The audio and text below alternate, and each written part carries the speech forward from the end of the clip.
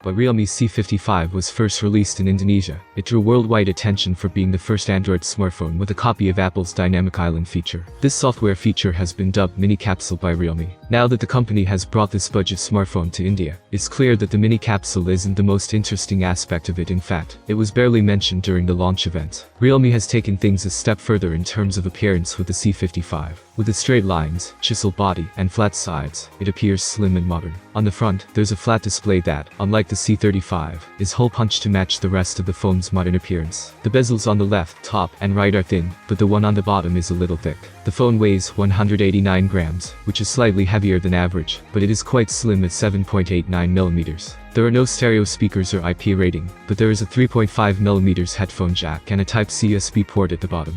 The fingerprint reader is embedded in the power button, which I found a little difficult to press, due to its close proximity to the flat side of the frame. Because the Realme C55 is powered by a Helio G88, it lacks 5G connectivity. According to Realme, the phone has LPDDR4X RAM and eMMC 5.1 storage. The SIM tray includes 2 slots for 2 nano SIMs, as well as a dedicated slot for up to a 1TB microSD card, which is convenient.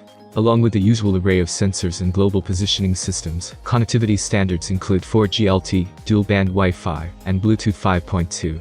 The phone has a 5000 mAh battery, and a 33 watts wired charger included in the box. Realme UI 4.0, which is based on Android 13, is used on the Realme C55. It includes a slew of Realme and third-party apps.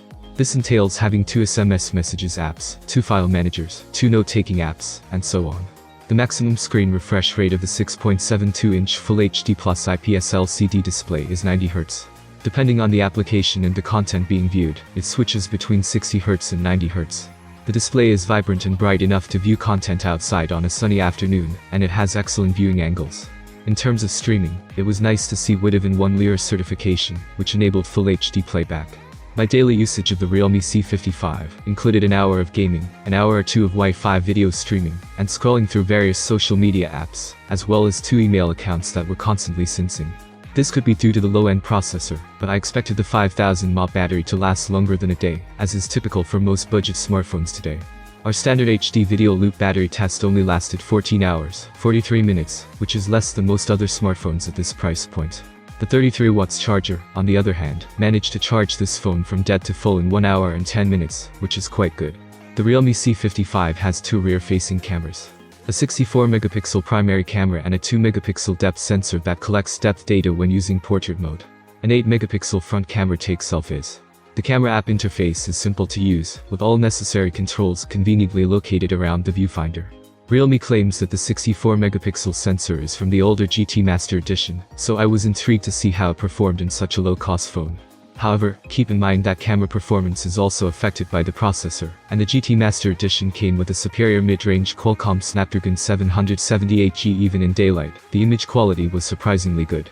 Photos had a good dynamic range and detail.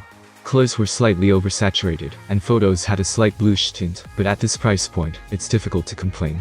Close-ups were sharp and clear, with little noise and plenty of detail.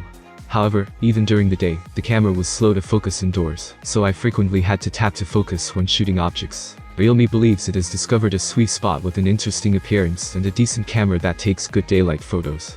However, the battery life falls short of expectations for a low-cost smartphone, and the software is bloated to the brim. Despite having 8 gigs of RAM, my unit lagged and stuttered throughout the review period.